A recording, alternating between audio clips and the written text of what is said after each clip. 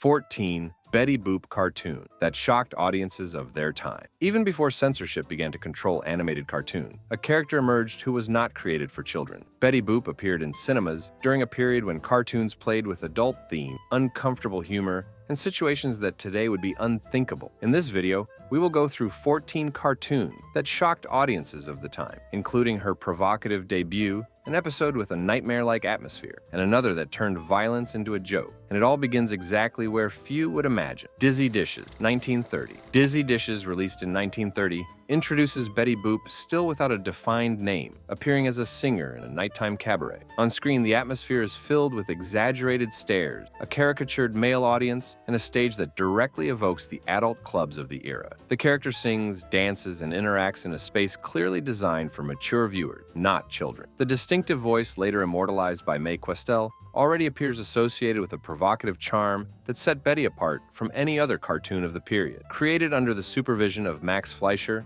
the short makes no attempt to soften the context. Alcohol, desire, and suggestive humor are part of the joke. For audiences in the 1930s, it was curious and uncomfortable at the same time. Many laughed, others were unsettled. The most shocking part, however, is realizing that this tone was not an early deviation, but the entire foundation of the character. From the very first minute, Betty is born tied to an adult universe, something that would later attract criticism and push censorship to act in American cinemas during that specific decade. Bimbo's Initiation, 1931. Bimbo's Initiation, released in 1931, is one of the most uncomfortable cartoons in the Betty Boop universe. Unlike other shorts, almost all of its strength lies in what appears on screen. Closed corridors, repeating doors, and identical characters creating a constant feeling of imprisonment. There are no clear jokes or musical numbers to ease the mood. The viewer follows Bimbo being led through a strange ritual, while Betty appears only as part of that distorted world. For audiences of the time, accustomed to light cartoons, the experience was unsettling. The visual rhythm insists on repetition, and the lack of a clear moral resolution reinforces the discomfort. Animators connected to Max Fleischer's studio explored here an almost surreal side of animation, something rare in commercial cinemas. Many viewers did not know whether it was humor or something darker. This cartoon helped solidify the series' reputation as far too strange for children, and quietly, it drew the attention of censors who were beginning to look at animation with different eyes during that historical moment in the early 1930s. Any Rags, 1932. Any Rag, from 1932, relies on a type of humor that does not explain its own jokes. On screen, Betty Boop moves through situations where laughter depends almost entirely on sinuation, references that adult audiences recognized immediately. Nothing is said directly, but everything is suggested. So the construction of the scenes emphasizes glances, pauses, and song lyrics with double meaning, something inherited directly from vaudeville and the nightlife stages of the era. For those watching in theaters, the cartoon felt fun and daring at the same time. For others, it seemed inappropriate. This contrast helped fuel moral criticism against the character. Curiously, there is no explicit visual shock. The impact comes from subtlety. Any Rags showed that Betty did not need obvious scandal to cause discomfort. It was enough to trust that adult audience would understand the joke, and that trust was exactly what most disturbed censors and conservative exhibitors in the years that followed. This cartoon helped define the character's adult reputation and prepared the ground for future public controversies at the time. In Betty Boop for President, 1932. Betty Boop for President, released in 1932, shocked part of the audience by taking the character directly into the realm of politics. On screen, Betty assumes the role of a candidate in a chaotic campaign, surrounded by empty slogans, exaggerated promises, and a crowd easily manipulated. The cartoon turns the electoral process into blatant satire, something unusual for animations shown in cinemas. For many viewers of the time, it was funny. For others, it was uncomfortable to see a serious topic treated as farce. The historical context matters. The United States was living through the Great Depression, and politics was a sensitive subject. The shock does not come from violence or sexual insinuation, but from audacity. The cartoon suggests that leaders can be manufactured like spectacle, so an idea too bold for some exhibitors. In certain regions, the cartoon was received with reservations precisely because it mocked real institutions. By placing Betty in this role, the studio made it clear that nothing was beyond the reach of humor, and this further expanded the perception that those cartoons were not intended for a traditional child audience. Chestnut, 1932.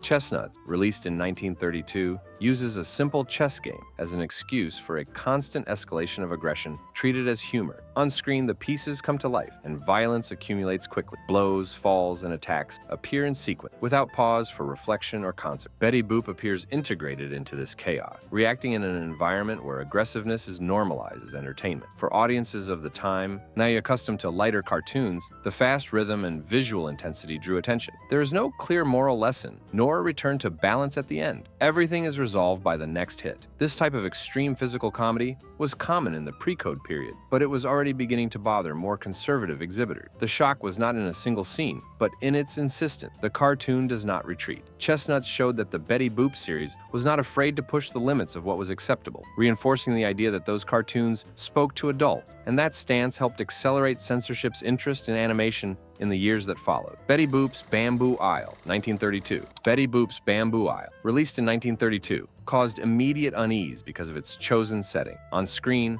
the island is presented as an exaggerated, exotic space, filled with caricatures, rituals, and simplified symbols that already provoked nervous laughter among audience at the time. The narrative relies more on visual impact than on elaborate joke, creating an atmosphere of curiosity mixed with discomfort. For many viewers in the 1930s, it seemed like just a distant fantasy. For others, it felt too strange for a popular cartoon. The shock did not come from explicit violence, but from the way different cultures were turned into spectacle. Even in that period, some regional exhibitors hesitated to promote the episode enthusiastically. The cartoon reinforced the series' reputation as daring, unpredictable, capable of using any scenario without much concern for moral or cultural boundary. Over time, and Bamboo Isle became one of the most cited examples of how Betty Boop's early cartoons reflected a creative freedom that would not survive censorship. At the time, however, it only increased the sense that the character was always walking on dangerous ground. The Old Man of the Mountain, 1933. The Old Man of the Mountain, released in 1933, shocked audiences mainly because of the figure dominating the narrative. On screen, the antagonist appears as an exaggerated physical presence with strange proportions and unpredictable behavior, occupying nearly the entire visual space of the cartoon. Unlike traditional comedic villains, he is not immediately funny. There's a constant sense of threat, reinforced by the mountainous settings and the story's isolation. Betty Boop interacts with this character in situations that mix curiosity and danger, but without the cartoon offering clear relief to the viewer. The narrative rhythm avoids comfortable pauses, maintaining an unusual tension for the time. For many who watched in theaters, the ending was especially unsettling, as it doesn't deliver a classic punishment or explicit moral. Everything simply ends, leaving a strange feeling in the air. This kind of conclusion completely broke the expected cartoon pattern. The episode reinforced the idea that Betty Boop's universe could flirt with fear and psychological discomfort. At the time, this divided audience and fueled the perception that these cartoons went too far for light entertainment. Stopping the Show, 1932. Stopping the Show, released in 1932, stands out for playing with the very structure of spectacle. On screen, nothing seems to work as it should. The stage becomes confusion, the rhythm breaks, and the narrative deliberately loses control. Betty Boop takes part in a show that gradually turns into chaos, where musical numbers are interrupted and the expected order simply ceases to exist. For audiences of the time, it was unsettling. Cartoons usually guided viewers safely toward a clear ending, but here that logic is abandoned. Humor emerges precisely from disorganization, which not everyone knew how to interpret. Many laughed, others were confused. The feeling is that the cartoon reveals the backstage of entertainment, showing that everything can collapse at any moment. This intentional break of expectation was bold for early 1930s cinema. Stopping the Show helped reinforce the series' image as unpredictable and disrespectful of narrative convention. By questioning spectacle itself, no other cartoon suggested that even fun had fragile limits. For some exhibitors, this was creative. For others, it was simply too strange. Betty Boop's Prize Show, 1934. Betty Boop's Prize Show, released in 1934, appears exactly when moral pressure was becoming visible within animation. On screen, the cartoon maintains the fast, chaotic rhythm typical of the series, with Betty leading a spectacle full of exaggerated situations and aggressive humor. There is still boldness, but something feels different. The jokes seem more restrained, almost calculated, as if the cartoon is trying to please without crossing certain boundaries. For audiences of the time, this change was subtle but noticeable. Those who had followed the character from the beginning felt the tone shifting. The shock here does not come from an isolated scene, but from the sense of transition. Betty still provokes, but no longer with the same freedom. This cartoon serves as a portrait of the period when entertainment was trying trying to adapt to new rules that were not yet fully clear. For some viewers, it was just another noisy episode. For others, it seemed like the beginning of the end of a bolder phase. Betty Boop's prize show marks the moment when the pre-code spirit begins to weaken, revealing how censorship was influencing even the way jokes were made in cartoons. Ha ha ha, 1934. Ha ha ha. Released in 1934, draws attention not through excess, but through visible changes compared to earlier Betty Boop cartoons. On screen, the character still tries to maintain her trademark humor, but something is clearly restrained. The situations are simpler, the jokes less daring, and Betty's behavior seems to calculate every step. For audiences who had followed the series since its early years, this difference was strained. The cartoon emerged precisely when stricter moral standards were beginning to directly shape what could be shown in cinemas. Without needing to show anything shocking, the episode reveals a silent transformation. The provocative Betty gives way to a more controlled figure, almost overly cautious. This contrast caused impact because it was neither announced nor explained. Many viewers felt the character had lost part of her original identity. Ha ha ha ha ha ha ha ha ha. Works as a visual milestone of this transition. It is still Betty Boop, but already under surveillance. The shock does not come from one specific scene, but from the perception that something had been taken away, and the boldness that defined the series was beginning to disappear, and censorship was no longer a distant threat, but a concrete reality within the cartoon itself. She Wronged Him Right, 1934. She Wronged Him Right, released in 1934, shocked part of the audience by turning marital conflict into direct comedy. On screen, aggression between the couple is presented as quick gags, with shoves, slaps, and bursts of anger treated as normal and even funny. Betty Boop appears inserted in this context without moral questioning, reacting more as part of the joke than as a counterpoint. For many viewers of the time, this kind of humor brought immediate laughter, but for others, there was an unease difficult to explain. The cartoon offers no reflection nor consequence for the acts shown. Violence is accepted as legitimate comedic language. Even in the 1930s, when this type of joke was common in cinemas, the episode generated silent discomfort among some exhibitors. The shock was not in visual exaggeration, but in the naturalness with which the situation was presented. She Wronged Him Right makes clear how certain limits did not yet exist before censorship imposed itself more rigid. By treating domestic conflict as light entertainment, the cartoon became a clear example of the type of content that would later be directly targeted by new moral rules. Betty Boop, M.D., 1932. Betty Boop, M.D., released in 1932, drew attention for turning a serious environment into a stage for chaotic humor. On-screen, hospitals, doctors, and patients are portrayed in a caricatured, almost absurd way, as if illness and treatment were merely accessories for joke. And Betty moves through the space naturally, interacting with situations that mix discomfort and comedy without any emotional filter. For audiences of the time, this contrast was strong. During the Great Depression, many lived with real health problems and precarious medical care, and seeing this setting treated so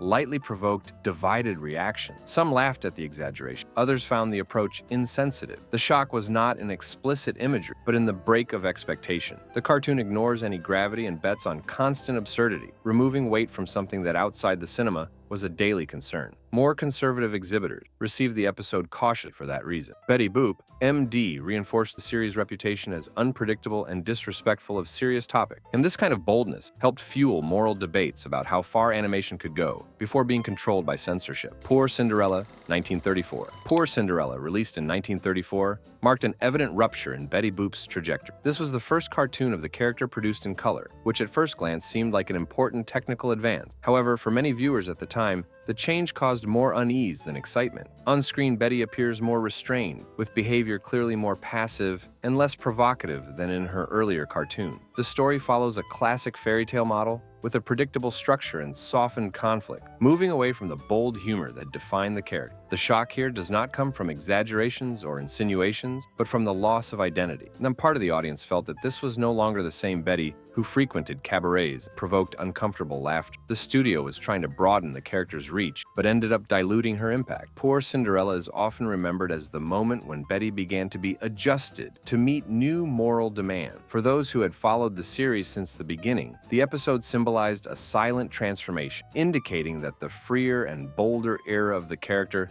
was being left behind in cinema. Yip Yip Yippy, 1939. Yip Yip Yippy, released in 1939, represents the symbolic closure of Betty Boop's bolder trajectory. On screen, the character appears fully integrated into a generic narrative, surrounded by predictable situations and harmless humor. Everything seems to function within well-defined limits, now without risks or surprises. For audiences who had followed Betty since her early years, the shock was silent. There was no more cabaret, no insinuations, no discomfort. The character now seemed like just another animated figure among many others. The cartoon makes clear the complete loss of the pre-code spirit. The narrative is clean, safe, and easily digestible, fully reflecting the moral demands imposed on the industry at that moment. The impact does not come from what is shown, but precisely from what is missing. The boldness is gone. Yip Yip Yippy serves as a portrait of what censorship produced over the decade. A character who had been born transgressive ends up standardized. For many viewers of the time, this episode passed almost unnoticed, but in retrospect, it marks the definitive end of it, when animation could provoke,